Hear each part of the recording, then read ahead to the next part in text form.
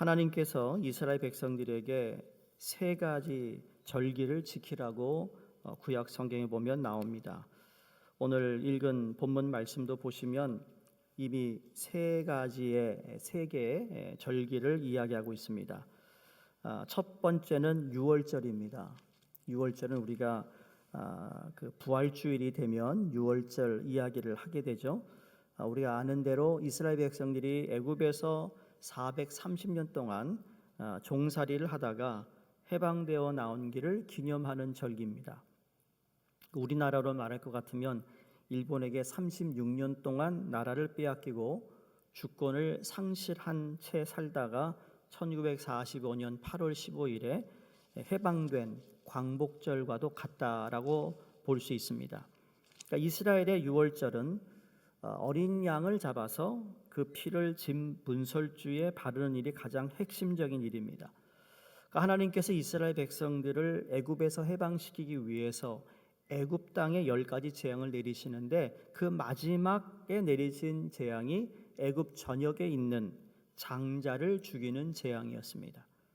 그래서 집 문설주에 어린 양의 피가 발라져 있으면 하나님의 재앙이 그 집을 넘어섭니다. 그래서 넘을 유자에 이 건널 월자를 사용해서 유월, 그래서 히브리어로 파사흐라고 해서 이게 바로 패스오버가 됩니다. 그러니까 하나님의 말씀을 듣고 어린 양의 피를 집 문설주에 바른 이스라엘 백성들은 모든 장자가 죽음으로부터 다 건짐받을 수 있었고 이날을 기념하는 것이 유월절이라는 거예요. 여러분, 이게 신약에 와서는 그리스도께서 어린 양의 피로 십자가에서 죽으신 것을 예표하는데 이 세례 요한이 예수님을 가리켜 보라 세상 죄를 지고 가는 하나님의 어린 양이라라고 말씀하잖아요. 그때 예수님은 하나님의 어린 양으로서 이 땅에 오셨고 세상 죄를 대신 짊어지시고 십자가에 달려 돌아가십니다. 그래서 누구든지 어린 양 되신 예수 그리스도의 피를 믿기만 하면, 그죠? 십자가를 믿는다는 이야기는 그냥 우리 눈에 보이는 십자가가 아니라 그 십자가에 흘린 피도 포함되어 있는 것이고 예수님의 죽음도 포함되어 있는 것이고 예수님의 희생이 포함되어 있는 거예요. 그래서 십자가를 따라간다, 예수님의 제자가 된다는 것은 나도 주님 때문에 피를 흘리는 것이고 주님 때문에 희생하는 것이고 주님 때문에 헌신하는 거예요. 누구에게 보여주기 위한 헌신이 아니고 희생이 아니라 내가 주님 때문에, 그 영어로 in the name of Jesus라고 그래요. The sake of his name, 예수님의 이름 때문에 내가 그러한 희생을 감수하는 거예요. 피 흘리는 것도 우리가 마다하지 않고 피를 흘리는 거예요. 그러니까 누구든지 그 어린 양의 피를 믿기만 하면 영원한 죄에서, 사망에서 구원을 받고 영생을 소유하게 된다는 축복을 우리가 받은 것이라는 거죠. 그러니까 영적인 유월절은 예수 그리스도를 믿어 하나님의 자녀가 돼 거듭난 것을 의미합니다. 그래서 하나님께서 이스라엘 백성들에게 또 다른 하나의 절기는 뭐냐면 수장절이라고 말합니다. 수장절은 1년 동안 농사의 추수를 거두어서 보관하는 감사 절기를 말하는데 광야에서의 장막 생활을 기념하는 절기라고 해서 장막절 또는 초막절이라고 부르기도 합니다. 여러분, 초막절이라고 불리는 이 수장절은 출애굽한 이스라엘 백성들이 광야에서 40년 동안 고생을 하잖아요. 근데 그 고생한 것을 기억하면서 언약을 다시 새롭게 하는 절기입니다. 우리가 지금 신명기를 아침 새벽 시간에 우리가 함께 말씀을 읽고 묵상하고 있는데, 여러분 그 신명기를 통해서 주시는 이 모세의 이야기는 다시 그들에게, 이세들에게, 광야에서 태어난 이세들에게 하나님께서 우리에게 주신 언약이 무엇인지를 다시 리마인드 시키는 그러한 말씀이라고 말씀을 드렸어요. 그러니까 언약을 새롭게 한다는 절기의 의미라는 것은 뭐 옛날 것을 없애고 새로운 거 주시는 것이 아니라 이제 그 새 언약이라는 것, 아브라함에게 허락받았던 그 언약이 이제는 다시 한번 그들에게 리마인드하는 그런 의미에서 그들에게 주어지는 언약이 되는 것이죠. 그 부모 세대에 주었던 언약을 다시 새롭게 정리하여 그들에게 알려주고 있는 언약이라는 거예요. 그러니까 아무리 우리가 살아가는 인생이 힘들고 어려워도 매 순간순간 하나님의 돌보심의 은총이 있음을 우리도 기억하고, 하나님이 이미 내게 허락하신 그 예수 그리스도를 통해 주신 그 언약, 그 약속을 다시 한번 우리가 마음으로, 생각으로, 삶으로 리마인드 되는 것이 언제냐? 우리는 매주 드리는 예배를 통해서 그 은혜를 다시 한번 상기하고 있다고 믿습니다.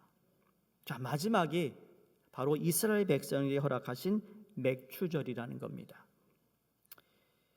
맥추 그러니까 누가 맥주요? 라고 그러더라고요. 맞아요. 보리 맥자는 맞아요. 근데 가을 추자를 사용해서 보리를 거두어 드린 후에 지키는 감사절기를 맥추절이라고 말합니다. 자, 용어상으로 77절이라고도 하고요. 6월절 이후 50일 만에 지키는 절기라고 해서 이걸 오순절이라고도 부릅니다. 이렇게 하나님께서 세 절기를 반드시 지킬 것을 명령하셨는데, 그래서 6월절과 맥추절과 초막절은 이스라엘 민족의 3대 절기로 오늘까지 지키고 있다라는 거죠. 여러분들, 신약에 와서 이 절기가 그리스도의 승리와 구원의 사역을 완성하신 부활절과 맥추감사절과 그리고 앞으로 가을에 오는 추수감사절로 지키고 있습니다. 오늘은 특별히 맥추감사주일로 예배를 드리고 있는 겁니다. 여러분이니까 이런 질문이 있을 수 있습니다. 그럼 맥추감사절과 11월에 있는 추수감사절의 차이가 무엇인가? 이렇게 간략하게 설명해 드릴 수 있어요. 맥추감사절은 보리 추수 시기에 맞춰 드리는 절기로 한 해에 처음 익은 곡식을 거두어 감사하는 절기입니다.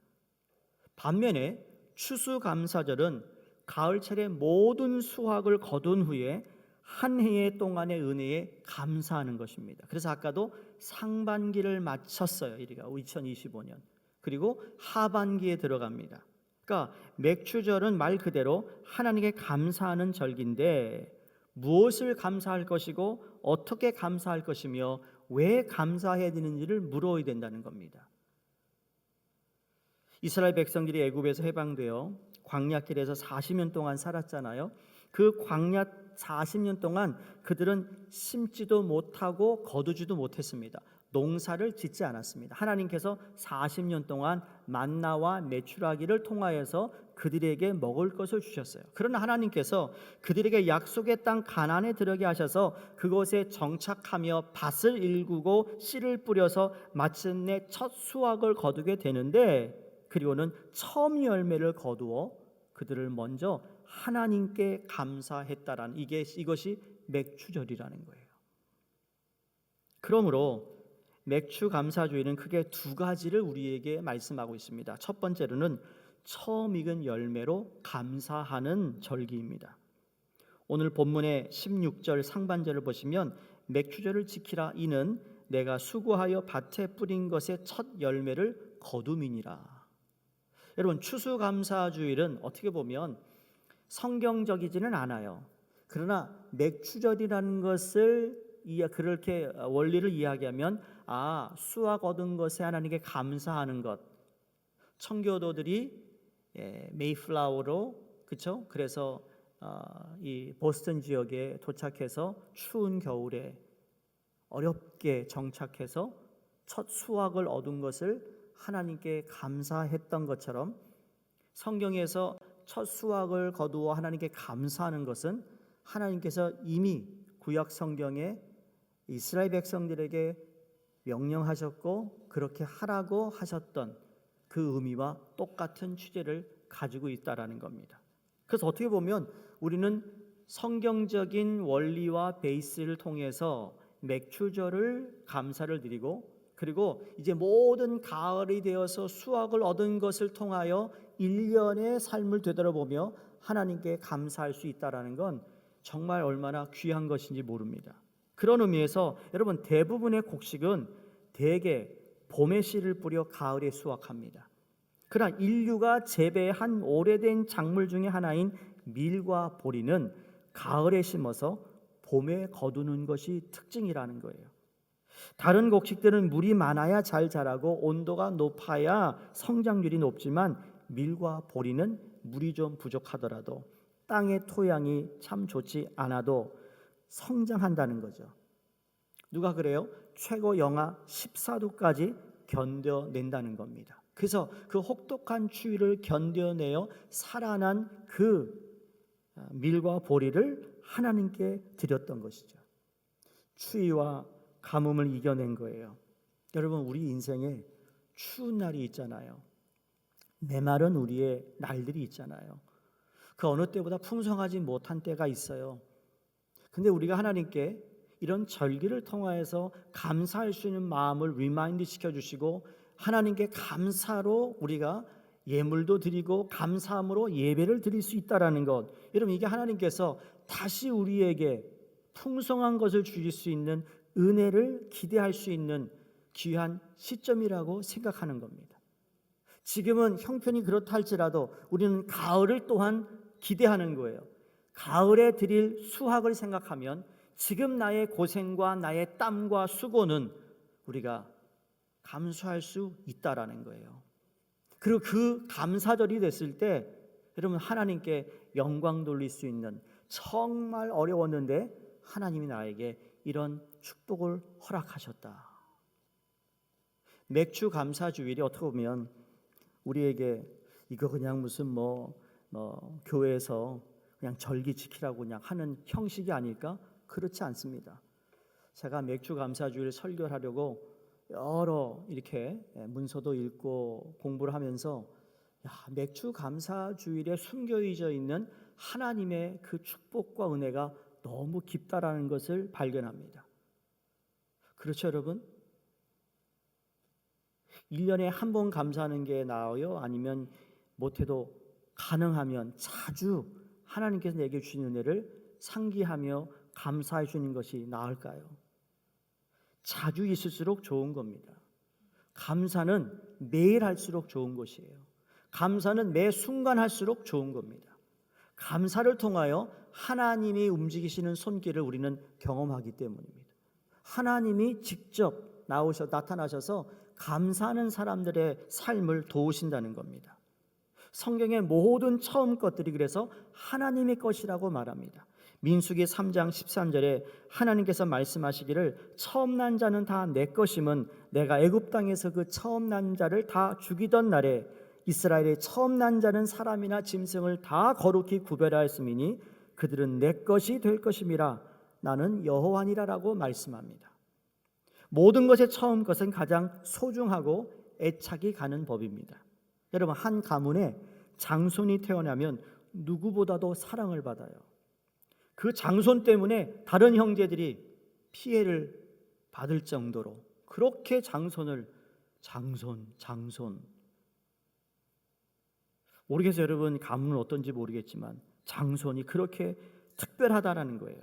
그러면 성경은 장자가 받는 축복은 더더욱 특별합니다. 어떻게 보면 unfair합니다. 공평하지 않아요. 맏아들 장자가 받는 건 90%를 다 받아요. 그리고 다른 형제들은 그 남은 10%를 나눠 갖는 거예요. 공평해요, 여러분?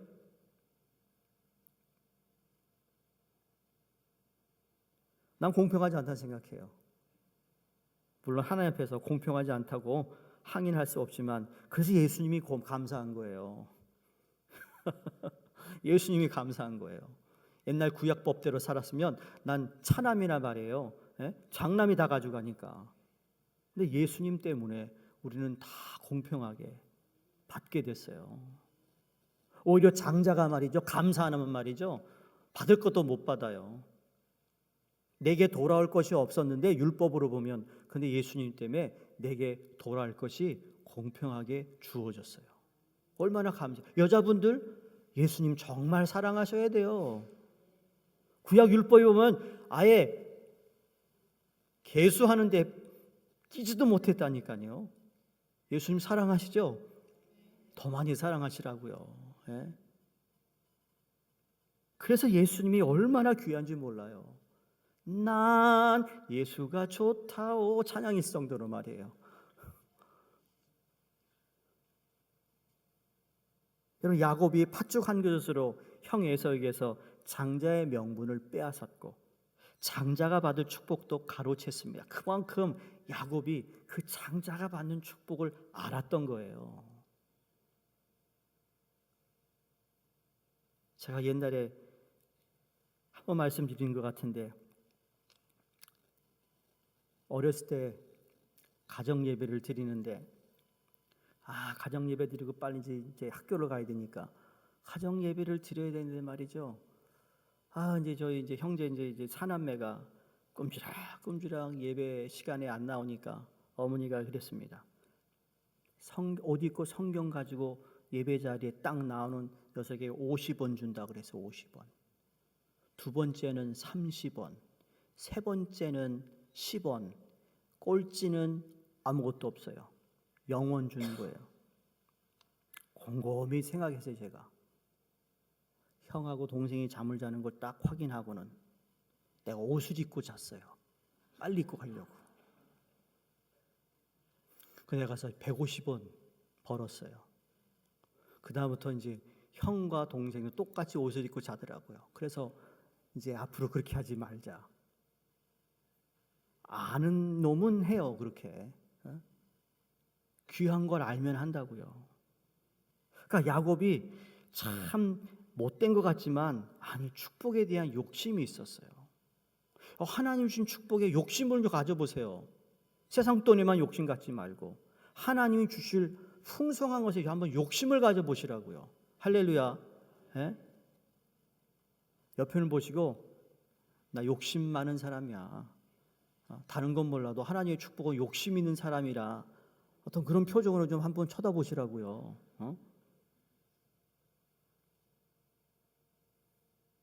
그런데 반대로 장자의 명분을 소홀히 한 에서는 어떻게 됩니까? 결국 동생 야곱에게 장자의 명분만 뺏긴 게 아니라 받을 축복마저도 다 잃어버리고 말았습니다. 이걸 영적으로 적용한다면 여러분 가운데 가족 중 유일하게 예수를 믿는 분이 계세요. 여러분이 유일하게 내가 예수를 믿는 한 사람이 있어요. 그 가정에. 그럼 그 가정 안에 여러분 장자인 거예요. 여러분이 믿지 않는 사람과 일을 하는데 여러분 그 직장의 장자인 거예요. 여러분 한 공동체 안에서 장자와도 같다라는 거죠. 우리는 하나님의 장자로서 먼저 택함을 받았다라는 사실을 기억할 수 있기를 바랍니다. 먼저 믿음을 소유했다라는 것, 이건 놀라운 축복인 줄로 믿어야 된다는 겁니다. 그래서 첫 열매를 드리는 정신이 무엇인가? 하나님 우선이에요. 주님을 최우선으로 생각하는 믿음, 하나님 제일주의로 살아가는 믿음만 있으면 여러분 세상에서 안 될 일이 없어요. 왜? 하나님이 도와주시니까. 두려운 일도 없는 거예요. 주님은 처음 난 자를 중요하게 여기듯이 처음 익은 열매를 또 중요하게 여기시고 처음 익은 열매를 하나님께 가지고 오는 것, 이게 귀한 것이라는 거죠. 누구라고 말씀드리지 않지만 여러분 조그마한 밭을 여러분 집에서 농사 짓는 분들이 계시잖아요. 뭐 얘기하면 뭐 심었다, 뭐 종자 뭐 필요하냐 그런 얘기 하시더라고요. 그런데 그런 말 안 하고요. 목사님, 내가 이번에 첫 수확한 열매 가져오는 분이 이쁘더라고요. 참. 죄송해요. 오해하지 마시고 시험 들지 마세요. 가져오란 얘기야. 나 다 못 먹어요. 못 먹어. 우리 식구 적어서. 그런 마음이 너무 감사한 거예요. 마음이. 농사 지는 분은 여기 한두 분 아니잖아요. 반 이상은 농사 질 거예요. 근데 이게 우리 한국 사람은 그렇지 않아요. 노스 다코다에서 미국 교회를 목회하는 우리 제가 아는 목사님이 있어요. 친구 목사님이 정말 거기 정말 농사 짓는 밭밖에 없대요. 그런데 그 미국 교회가 재정적으로 약하니까 그 사택은 있고 사례비는 넉넉히 못 드리니까 꼭 처음 수확 얻은 옥수수, 감자 이런 것을 꼭 가지고 온대요. 그랬더니 그분이 그러더라고요. 한국 사람만 그런 게 아니고 이게 지금 이게 성경적이구나라는 걸 깨달았대요. 한국 사람이 정이 있어서 가져온다고 얘기하는데 그렇지 않은 걸 깨달았대요. 미국 사람들도 처음 익은 것을 하나님께 가지고 오면서 목회자에게 갖다 주는다라는 것을 너무너무 감동을 먹었다라는 거예요. 여러분 처음 익은 열매로 여호와를 공경하시기를 주의 이름으로 부탁드립니다. 처음 익은 열매가 소중한 거예요. 그 소중한 걸 하나님께 드렸다라는 것. 여러분의 소중한 것이 무엇입니까? 물질일 수 있고 명예일 수 있고 여러분의 배우자가 될 수 있고 자녀가 될 수 있는데, 여러분, 우리에게 가장 소중한 것은 뭐니 해도 예수 그리스도가 되어야 될 줄로 믿습니다. 예수 그리스도가 가장 소중하기에 그분께 드리는 것이 아깝지 않다라는 거예요. 소중하지 않으면 아까워요. 소중하기 때문에 드리는 것이 아깝지 않은 거거든요. 이게 바로 이 맥주절을 통하여 우리에게 주시는 하나님께서 감사의 절기라는 것을 다시 상기시키고 있다는 것을 기억할 수 있기를 바랍니다. 두 번째로, 이 맥주 감사주일은 생명의 주권자가 되시는 하나님을 인정하고 감사하는 절기입니다. 이스라엘 백성들은 40년간 광야에서 생활했지만 단 한 번도 자신들의 손으로 풀 한 포기를 경작하지 않았습니다.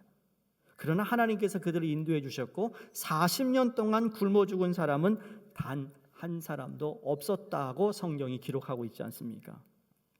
시편 136편에 보면 하나님의 인자하심을 연속적으로 찬양하고 있음을 볼 수 있는데, 여호와께 감사하라, 그 인자하심이 영원하다 그랬어요.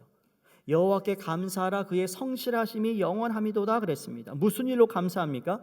지금 하나님의 선하시고 만물을 창조하신 능력으로 감사하고 모든 것을 다스리시는 섭리를 감사하고 있습니다. 우리의 인생은 잘 산 건 못 살건 간에, 배웠건 못 배웠건 간에 어찌 되었든 하나님께 감사할 수밖에 없는 존재들이라는 거예요. 이유는 포로로 살고 있던 우리를, 죄의 노예로 살고 있던 우리를 자유케 해주셔서 자유인으로 우리를 불러주신 것에 생각하면 우리는 받은 것이 없고 그 외에 우리가 그렇게 취득한 것이 없다 하더라도 구원받은 거 하나만으로 우리는 감사하지 않겠어요? 아무리 우리 인생이 아둥바둥해도 하나님의 돌보심이 없다면 도저히 살 수 없다라는 겁니다. 그러므로 나의 삶 가운데 인도하시는 하나님을 감사해야 된다는 겁니다. 여러분, 이 모든 만물 한번 바라보세요. 만약에 땅이 없었다면 우리가 어떻게 살아갈까? 물이 없었다면 우리가 목마름을 어떻게 해소해 나갈 수 있을까? 해가 없었다면 우리가 어찌 건강하게 살 수 있을까? 모든 것을 하나님께서 적재적소에 주셨기 때문에 지금 내가 사는 것은 하나님의 은혜인 줄로 믿으시기를 바랍니다. 우리가 아무리 힘쓴다고 여러분 땅이 그대로 유지되나요? 우리가 노력한다고 물을 얻을 수가 있나요? 내가 정말 돈을 많이 들여 내가 무슨 희생을 했다 해서 여러분 저 태양을 아침에 해가 뜨고 해가 지는 것을 내 힘으로 할 수 없잖아요. 그런 의미에서 배후의 생명의 주관자가 되신 하나님의 인도하심이 있었다라는 것을 다시 한번 믿으며 감사할 수 있기를 바랍니다. 한국 충북 음성에 꽃동네라는 복지시설이 있습니다.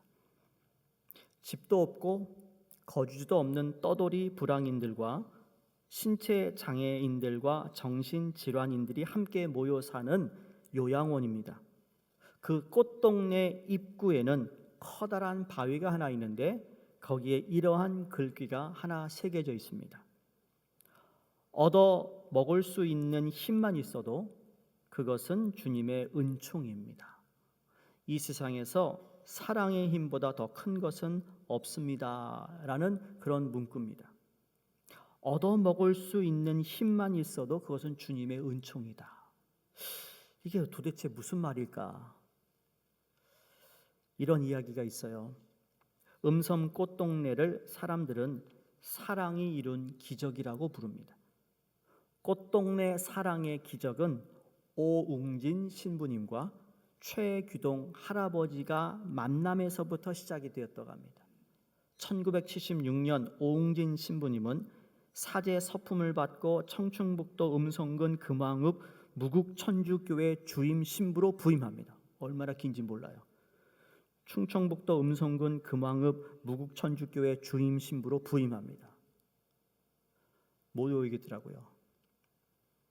어느 날 오웅진 신부는 동네를 순회하다가 다리 밑에서 움막을 치고 힘겹게 생활하는 사람들을 보게 되었다고 합니다.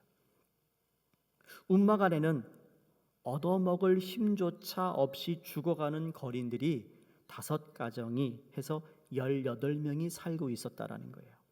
그 움막 안에서 이 최귀동 할아버지가 구걸을 통해 얻어온 음식을 그들에게 나누어 주는 모습을 보게 된 것입니다.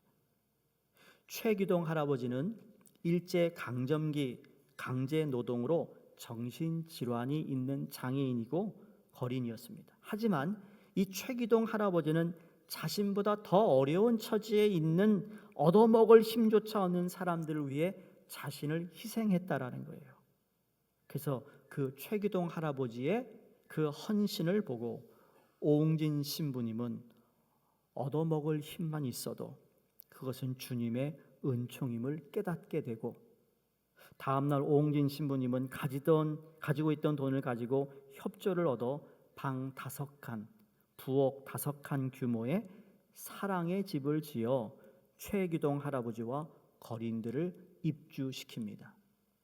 이것이 꽃동네 사랑 기적이 되었던 시작입니다. 이렇게 시작된 꽃동네는 전국 각지에 더 다양하고 많은 사람을 수용하게 되었고, 지금 그 꽃동네에는 장애인, 노인, 어린이 등 기댈 것 없는 3,000여 명이 생활하고 있는 곳입니다. 인간은 누구나 나보다 더 높은 지위에 있는 사람과 나를 비교해서 산다면 여러분, 그건 불행의 시작일 것입니다. 행복이라는 단어를 국어학적으로 풀이하면 생활에서 모든 것이 영적이나 육적으로 충분히 만족되어 있는 상태, 그것이 행복이라고 말하는데, 여러분, 그렇다면 이 세상에서 행복한 사람은 단 한 사람도 없을 것입니다. 왜냐하면 생활에서 모든 것이 영적으로나 육적으로 충분히 만족하고 사는 사람이 한 사람도 없기 때문입니다. 만약에 나의 만족지수가 100이라고 했을 때, 그리고 그 만족지수를 내가 채우기 위해 열심히 노력해서 그 만족지수 100을 채우면, 여러분, 처음에 목적했던 그 만족지수 100이 내게 오긴 하지만, 여러분, 그 자리에서 그걸로 만족하나요? 그렇지 않습니다. 인간은 또 높입니다. 100으로 만족하지 않습니다. 만족지수는 100에서 120으로 130으로 도망가 버려 절대로 만족지수를 채울 수가 없습니다. 이게 인간의 욕심 때문이죠. 욕심은 끝이 없기에 고로 인간은 인간스로 행복해질 수가 없는 겁니다. 얻어먹을 수 있는 힘만 있어도 그것은 주님의 은총이다라는 말은 내 형제의 자리에서 만족하고 살라는 의미가 아닐까 하는 것이죠. 여러분, 우리에게 얻어먹을 수 있는 힘, 우리는 얻어먹지 않고 내가 열심히 벌어 여러분 우리가 살고 있습니다. 여러분, 그것도 주님의 은총이라는 거예요. 남과 비교하지 말고 내게 주어진 직장, 내게 주어진 삶의 이 터전이 내게 있다라는 것만 가지고 감사할 수 있다면 하나님은 영광을 받으실 것이라는 거죠. 아멘. 성도님들, 얻어먹을 힘이 있다라는 것만으로 감사한 적이 있으신가요?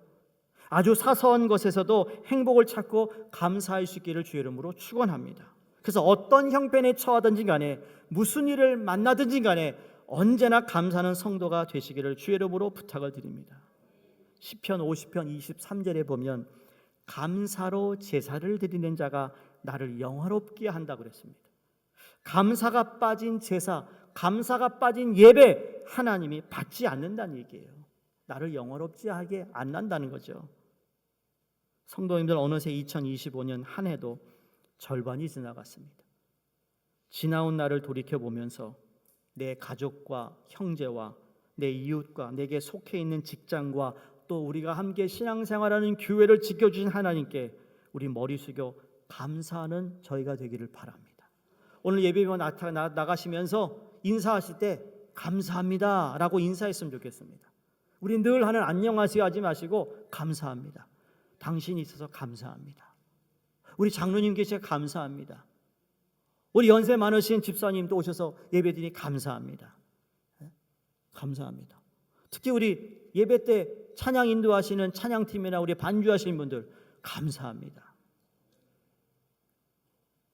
한번 웃어보세요. 감사한 일이에요. 생명의 주권자가 되시는 하나님을 인정하고 감사하며 사는 저와 여러분이 될 때 첫 열매가 되신 예수 그리스도를 끝까지 의지하여 믿음으로 승리하는 복된 인생이 되기를 주님의 이름으로 축원드립니다.